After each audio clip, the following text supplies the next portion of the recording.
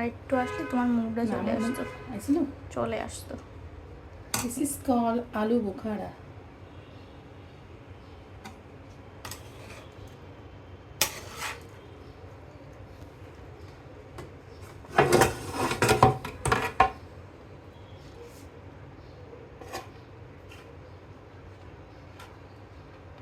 ঝুড়ো ঝুড়ো চাল দেখাও একটু।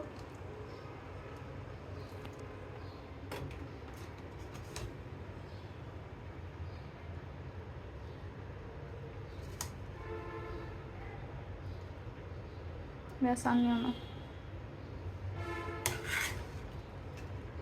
দেখো একটু তোলা আবার আলু দেখো